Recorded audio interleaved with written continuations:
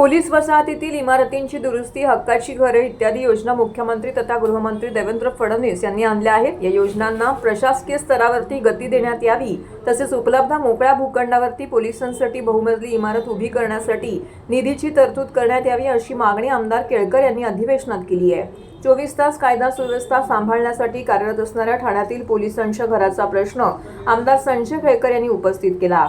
वर्तकनगर आणि पोलीस मुख्यालय परिसरात पोलिसांसाठी इमारती असून तेथील विविध सेवा सुविधा घरदुरुस्तीसाठी पाठपुरावा केल्यानंतर 67 कोटींचा निधी देण्यात आला। मात्र या कामासाठी प्रशासकीय स्तरावरती आणखी गती देण्याची मागणी केळकर यांनी केली आहे। अद्याप अनेक पोलिसांना या योजनेचा लाभ मिळाला नसून पोलीस वसाहतीत उपलब्ध भूखंडावरती बहुमजली इमारत उभारता येईल, त्यासाठी आवश्यक निधीची तरतूद करण्यात यावी, अशी मागणीही त्यांनी केली आहे। अधिवेशनामध्ये केळकर यांनी ठाण्यातील विविध मुद्द्यांना हात घालत स्थानिक प्रशासनावरती आगपकड केली आहे। रस्ता रुंदीकरणाबाबत बाधित झालेल्या कुटुंबांचे 10 वर्ष पुनर्वसन करण्यात आलेलं नाहीये। रहिवाशांना आजही महापालिकेमध्ये हेलपाटे मारावे लागतात। त्यामुळे आजवर कोणकोणत्या योजनांमध्ये किती कुटुंब बाधित झाली, किती जणांचं पुनर्वसन करण्यात आलंय, किती घरं उपलब्ध आहेत याची माहिती घेऊन याबाबत श्वेतपत्रिका काढण्याची गरज केळकर यांनी व्यक्त केली आहे। बाधित रहिवाशांना रेंटल इमारतींमध्ये घरं देण्यात आली, पण सुविधांअभावी रहिवाशांना नरक यातना भोगाव्या लागत आहेत। दुरुस्तीची कामं रखडली असून बंद लिफ्टमुळे नागरिकांना 10 ते 12 मजले पायी चढून जावं लागत आहे। याकडे अक्षम्य दुर्लक्ष करणाऱ्या अधिकाऱ्यांवरती कठोर कारवाई करण्याची मागणी केळकर यांनी केली आहे। 93च्या प्रस्तावावर बोलण्यासाठी या ठिकाणी मी उभा आहे। अध्यक्ष महोदय,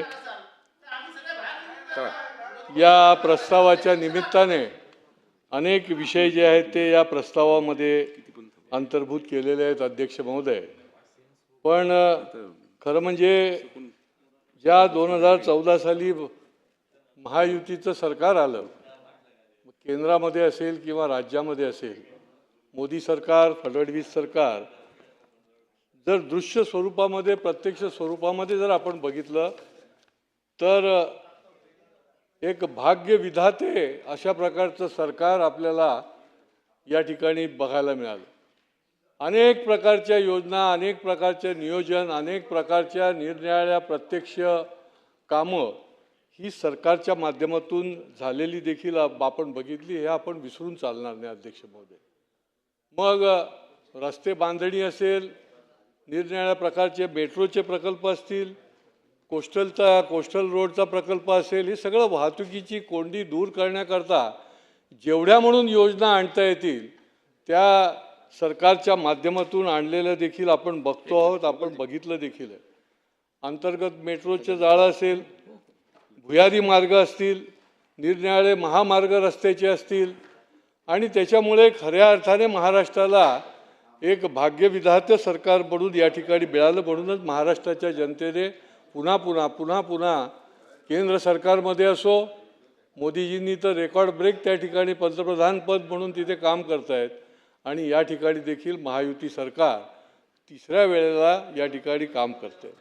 अध्यक्ष महोदय, हे जरी खरं असलं, शासन निरनिराळ्या प्रकारच्या योजना जरी करत असल्या आणि शासन ही गरीब कल्याणाच्या करता गरिबातल्या गरीब माणसाला केंद्र बिंदू मानून काम करत असलं, तरी देखील प्रशासन जे आहे या प्रशासनाला देखील वेळोवेळी ठिकाणावर आणण्याचं काम देखील पुढच्या काळामध्ये करायला लागेल, अशा प्रकारचं मला नेहमीच वाटत असतं।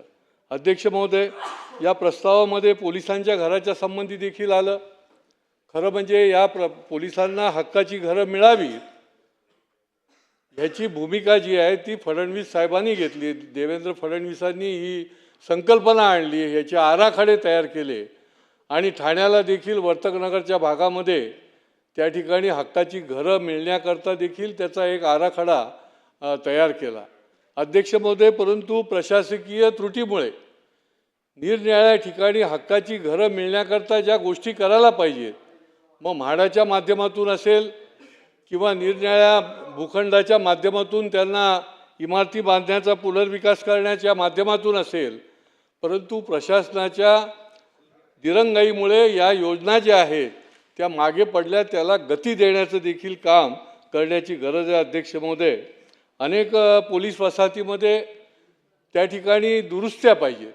शेवटी पोलीस हे 24 तास काम करतात, त्यांचे कुटुंबीय देखील त्यांना सुरक्षा सुविधा, त्यांना विविध प्रकारच्या योजनेच्या माध्यमातून त्या ठिकाणी चांगलं जगण्यासाठी त्या ठिकाणी व्यवस्था या असली पाहिजे.